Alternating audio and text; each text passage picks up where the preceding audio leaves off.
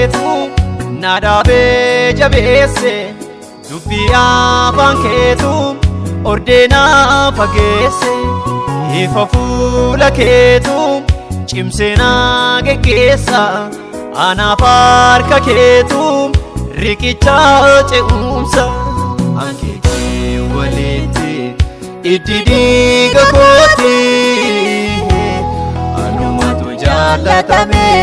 ta'ee ilma mootii na wajjin argamte gaafa namni baqatu narraa wanni barumsaa kee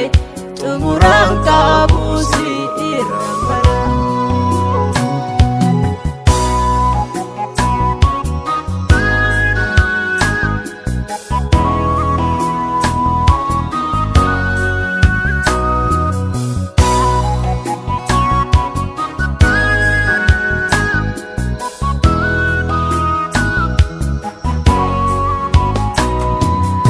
Ijoollumaatu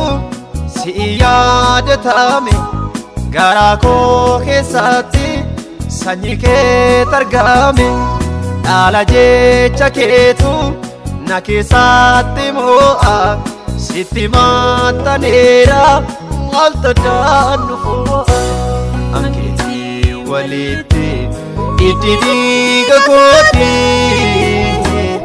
anumatu jaallatame ta'ee ilma mootii na wajjin argamte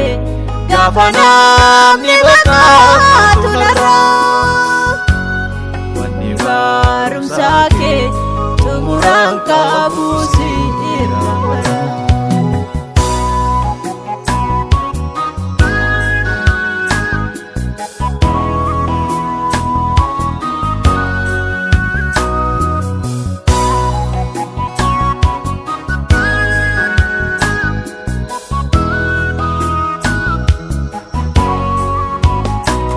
Tarree qulqulloota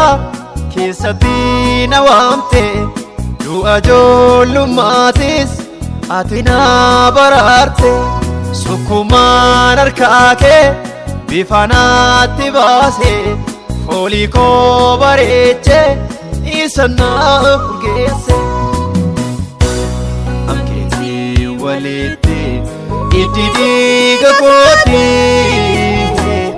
anumatu jaallatame ta'ee ilma mootii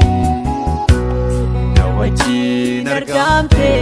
gaafa namni baqatu narraa wanni barumsaa kee xumuraan qabu si irraan bara.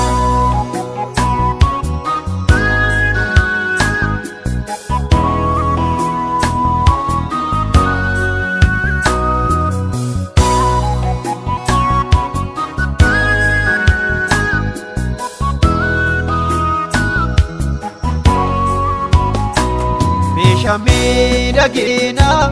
maqaa keetii gooftaa nama dibataatu ta'ee sanyii goota karaa keetu gooftaa naaf karaa sirriidha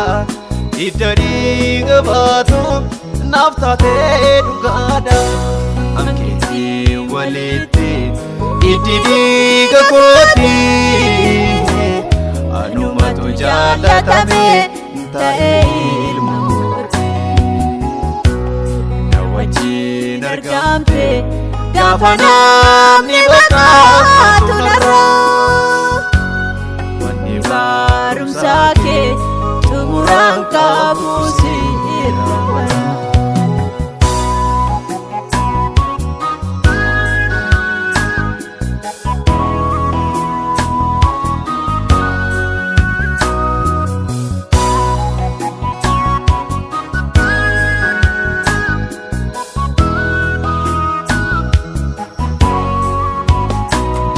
Garana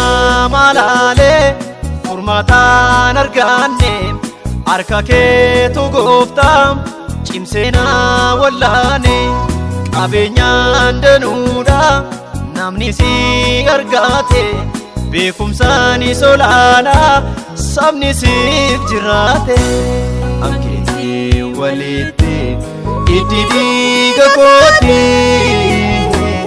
anumatu jaallatame ta'ee ilma mootii na wajjin argamte gaafa namni baqaatu narraa